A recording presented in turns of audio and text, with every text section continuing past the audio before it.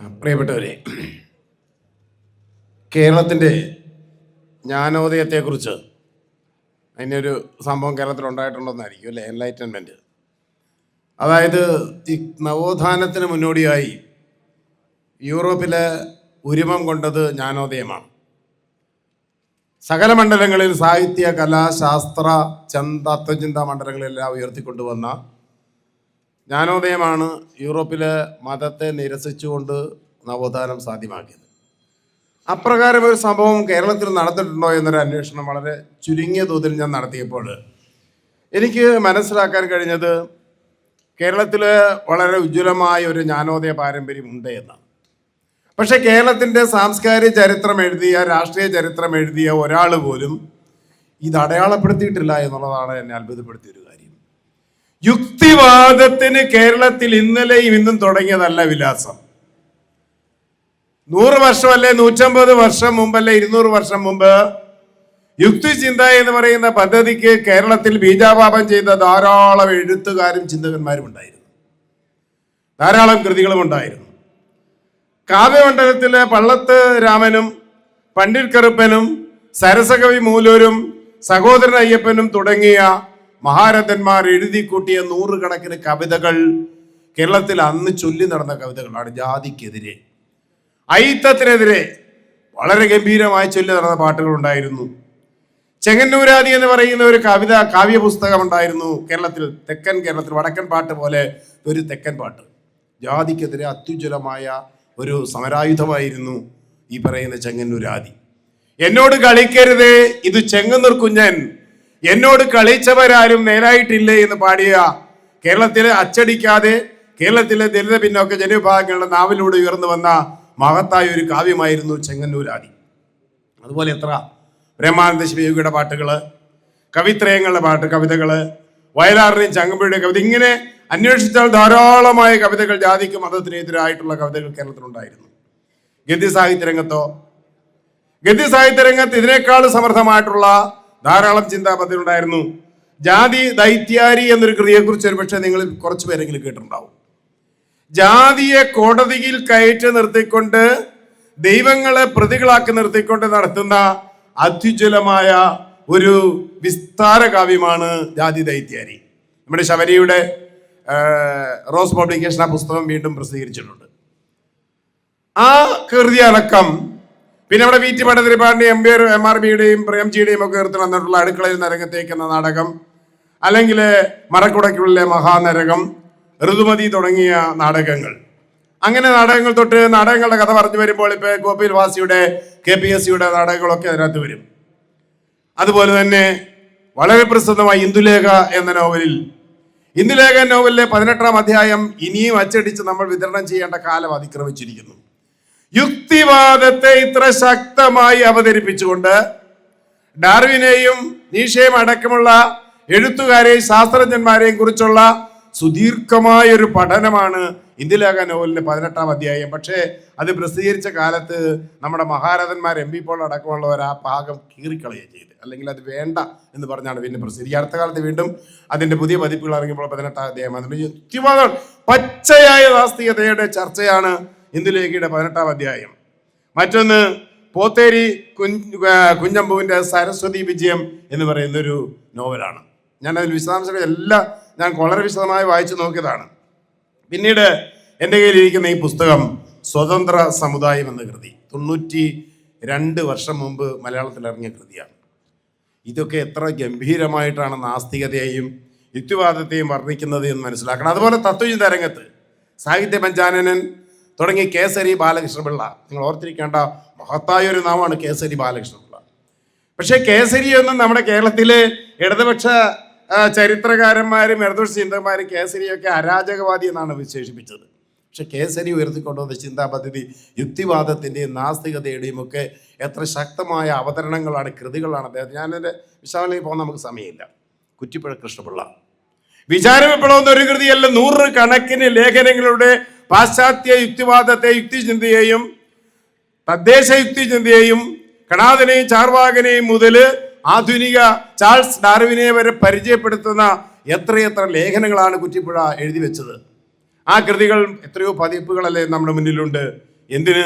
K ദാമോദരന്റെ കൃതികൾ ഇന്നിപ്പോൾ സുലഭമാണ്. പക്ഷേ ഒരു കാലത്ത് കമ്മ്യൂണിസ്റ്റ് പാർട്ടി തുടങ്ങുന്നത് മുതൽ അതിന്റെ മറ്റൊരു ഘട്ടം വരേക്കും കമ്മ്യൂണിസ്റ്റ് പാർട്ടി പ്രത്യയശാസ്ത്രക്കാരനായി നിന്നെങ്കിലും അവസാനം പാർട്ടി തന്നെ അദ്ദേഹത്തിന് യാത്രാമൊഴി കൊടുത്തു പോയ ആളാണ്. പക്ഷേ അദ്ദേഹം ഇന്ത്യൻ തത്വചിന്തയെയും ലോക തത്വചിന്തയെയും കേരളത്തിന്റെ ചരിത്രത്തെയും മനുഷ്യനെന്ന ശാസ്ത്രകൃതിയിലൂടെയും കേരളത്തിന്റെ യുക്തിചിന്താ മണ്ഡലത്തിന് ശാസ്ത്രമണ്ഡലത്തിന് നൽകിയ സംഭാവന എന്ന് പറയുന്നത് വളരെ ഗംഭീരമായിരുന്നു.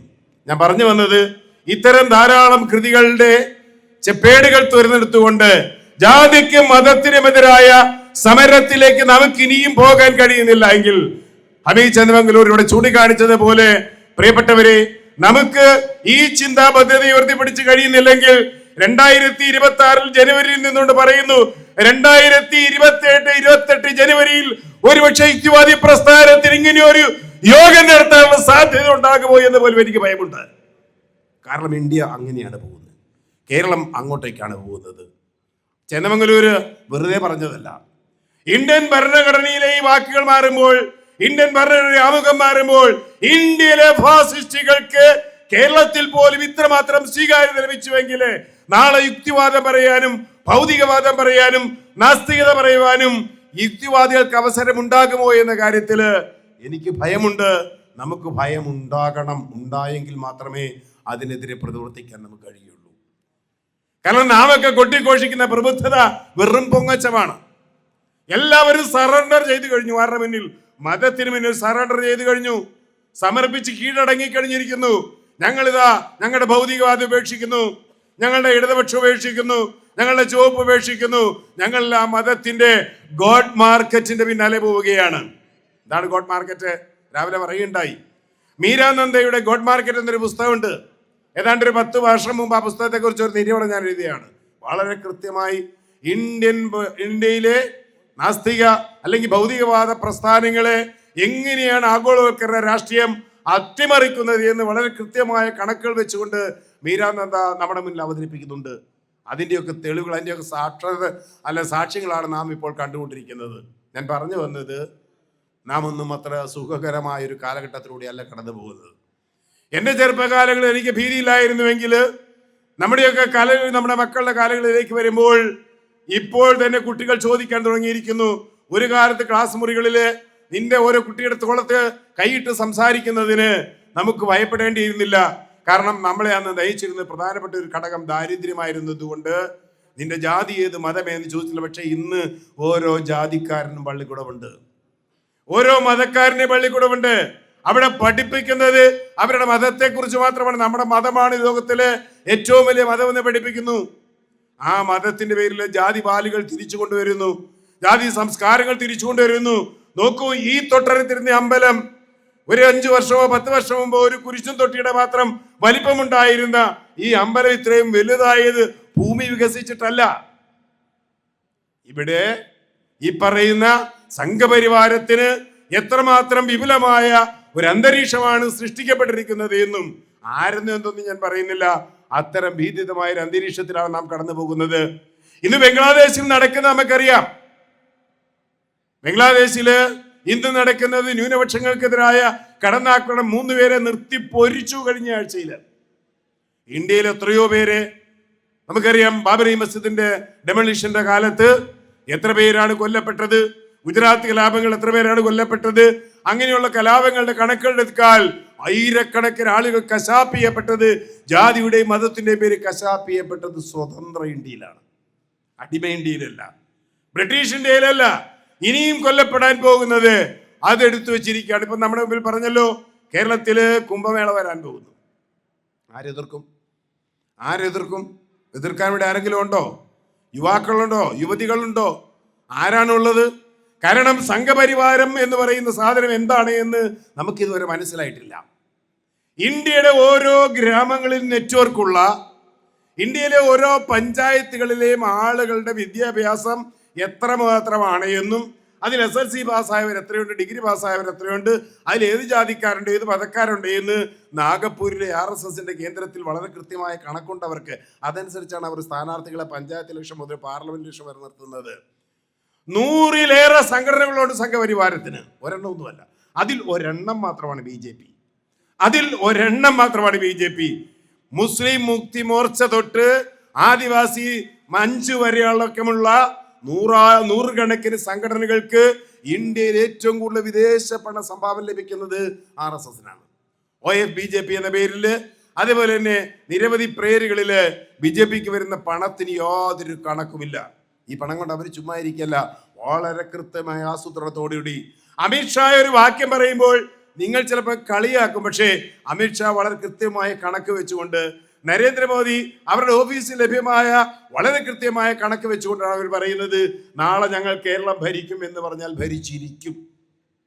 കാരണം അതിനുള്ള ടാക്ടിക്സ്, അതിനുള്ള തന്ത്രം. പണ്ട് നമ്മൾ പറയാറുണ്ട് ഇടതുപക്ഷക്കാർക്ക് അടവും തന്ത്രവും, ഇടതുപക്ഷക്കാരുടെ അടവും തന്ത്രം എല്ലാം പോയി, ശൂന്യമാണ്. അവർക്ക് എന്ത് ചെയ്യണമെന്നറിയാൻ മേലാത്ത അവസ്ഥയാണ്. പക്ഷേ സംഘപരിവാറിന് അറിയാം എന്ത് ചെയ്യണമെന്ന്. ആരുടെ മനസ്സിലേക്ക്, ഓരോ ദരിദ്രന്റെയും ദലിതന്റെയും മനസ്സിലേക്ക് ദൈവത്തെയും മതത്തെയും ആചാരങ്ങളെയും സ്ഥാപിച്ചെടുത്തുകൊണ്ട് അവന്റെ വിദ്യാഭ്യാസ മണ്ഡലത്തെ കാവ്യവൽക്കരിച്ചുകൊണ്ട്, അവന്റെ സാമൂഹ്യ ബോധത്തെ കാവ്യവൽക്കരിച്ചുകൊണ്ട്, ഇത് ആരുടെ? ഹിന്ദുവിന്റെ. പക്ഷേ ഹിന്ദു എന്ന് പറയുമ്പോൾ ഹിന്ദുവിനെ പ്രതിരോധിക്കാൻ ആരാ നമ്മുടെ കയ്യിലുള്ളത്? അപ്പോൾ നമുക്ക് നിസ്സഹായമായി നിന്ന് പോകുന്നൊരവസ്ഥ.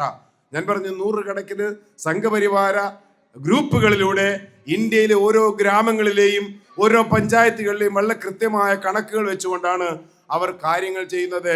ഓരോരുത്തർക്ക് ഏത് തന്ത്രമാണ് പ്രയോഗിക്കേണ്ടത്, ഏത് മന്ത്രമാണ് പ്രയോഗിക്കേണ്ടത് അവർക്കറിയാം. അതുകൊണ്ടാണ് കുംഭമേള കേരളത്തിൽ വരുന്നത്. കുംഭമേള കേരളത്തിൽ പ്രസക്തി ഒന്നുമില്ല, പക്ഷേ കുംഭമേള വന്നു കഴിയുമ്പോൾ എന്തൊക്കെയാണ് സംഭവം ഞാൻ പറഞ്ഞ. അതുകൊണ്ടാണ് കേരളം വീണ്ടും ഭ്രാന്താലയമായി കഴിഞ്ഞു. ആ ഭ്രാന്താലയമായ കേരളത്തെ തിരിച്ചുപിടിക്കാൻ ആരുണ്ട് എന്നതാണ് ചോദ്യം. ആ ചോദ്യത്തിന് ഉത്തരം കണ്ടെത്തുക എന്നത് നമ്മുടെ ഈ സമ്മേളനത്തിന് ഉത്തരവാദിത്തമായിരിക്കണമെന്ന് മാത്രം പറഞ്ഞുകൊണ്ട് ഞാൻ ഈ സ്വതന്ത്ര സമുദായത്തിലെ 2 വാക്യങ്ങൾ വായിച്ച് അവസാനിപ്പിക്കാം. സ്വതന്ത്ര സമുദായമാവുക എന്ന് പറഞ്ഞാൽ ചവിട്ടുന്ന കാലുകൾ ശക്തിപൂർവം വീരോചിതമായ പ്രതികാര ബുദ്ധിയോടും കൂടി തള്ളി മാറ്റി സ്വന്തം കാലിൽ തന്നെ നിന്ന് ശക്തിയും സാമർഥ്യവും സമ്പാദിക്കുക എന്നർത്ഥമാകുന്നു. 92 വർഷം മുമ്പ് എഴുതിയതാണ്. ഈ അർത്ഥഗ്രഹണം മറ്റുള്ളവർക്കുണ്ടായാൽ പണ്ടത്തെ 18കളൊന്നും നമ്മോട് എടുക്കുകയില്ല. ഈ ഒരു നില നമ്മിലും നമ്മുടെ ഉറച്ച നിലയെ പറ്റിയുള്ള ബോധം അന്യരിൽ ഉണ്ടാക്കുവാനാണ് നാം ശ്രമിക്കേണ്ടത്. സ്വന്തം കാലിൽ നിൽക്കുവാൻ തൻ്റെ ഇടമുള്ള ശക്തന്മാരാണ് നമ്മളെന്ന് കണ്ടാൽ ചോദിക്കുന്നതെല്ലാം അതേ നിമിഷം തന്നെ താഴെ വെച്ച് മറ്റുള്ളവർ മാറി നിൽക്കും. എത്ര ചവിട്ടിയാലും അനങ്ങാതെ ചവിട്ടുന്ന പാദം തടവി കൊടുക്കുന്ന ഒരു വക മോഡകളാണിവർ എന്നുള്ള ബോധമല്ലാതെ മറ്റൊന്നും ഹിന്ദുമതത്തിലെ 10ാം ക്ലാസ്സുകാരായി കിടന്നാൽ നമ്മെപ്പറ്റി അന്യന്മാർക്ക് ഉണ്ടാകുന്നത് അല്ല. ഇത്തരം തൂങ്ങികൾക്ക് വേണ്ടി വല്ലതും കാര്യമായി ചെയ്യുവാൻ ആർക്കെങ്കിലും തോന്നുമോ? ഹിന്ദുമതത്തിൽ താണ ക്ലാസ്സുകാരായി കിടന്നാൽ തമ്പറാക്കുള്ള പാദം തുടയ്ക്കുന്ന പണിയല്ലാതെ കിട്ടുവാൻ മാർഗമില്ല. നമ്മെ ചവിട്ടി താഴ്ത്തുന്ന കാലുകൾ നക്കിത്തുടയ്ക്കാതെ ശക്തിപൂർവ്വം ചവിട്ടി തന്നെ മാറ്റി ആണത്തമായി മാറി നിൽക്കുവാനാണ് സ്വതന്ത്രവാദികൾ പറയുന്നത്. ഈ പുസ്തകത്തിലെ ഓരോ വാക്യം ഇതുപോലെ ഉദ്ധരിക്കാവുന്നതാണ്. 92 വർഷം മുമ്പ് ഈ മാധവന് തോന്നിയ ഈ ബുദ്ധി കേരളത്തിലെ മുഴുവൻ മനുഷ്യർക്കും ഇനിയും തോന്നുന്നില്ല എങ്കിൽ ജാതിക്കും മതത്തിനുമെതിരെ യാതൊരു സന്ധ്യയുമില്ലാത്ത സമരം. ഇവിടെ പുതിയ വ്യാഖ്യാനങ്ങളും പുതിയ പദാവലികളും ഒന്നും ഉയർക്കുന്നില്ല. ജാതി വേണ്ട, മതം വേണ്ട, ദൈവം വേണ്ട എന്ന മുദ്രാവാക്യം ഉറക്കെ പറയുവാൻ നമ്മൾ മാത്രമേ ഉള്ളൂ എന്നും നമ്മളുടെ ഈ ശബ്ദം ഒരിക്കലും കെട്ടുപോകാതെ, വിറച്ചു പോകാതെ, മന്ദിച്ചു പോകാതെ ആ വാക്കുകൾ ഉയർത്തിപ്പിടിക്കാൻ ഈ സമ്മേളനം നമ്മളെ സഹായിക്കട്ടെ. ഇല്ലെങ്കിൽ ഒരുപക്ഷെ 35ാം സംസ്ഥാന സമ്മേളനത്തിൽ ഇങ്ങനെ ഒരു പൊതുയോഗം നടത്താൻ ഒരുപക്ഷെ യുക്തിവാദികൾ കഴിയാതെ വന്നേക്കും എന്ന ഖേദത്തോടെ നിർത്തുന്നു. അഭിവാദ്യം.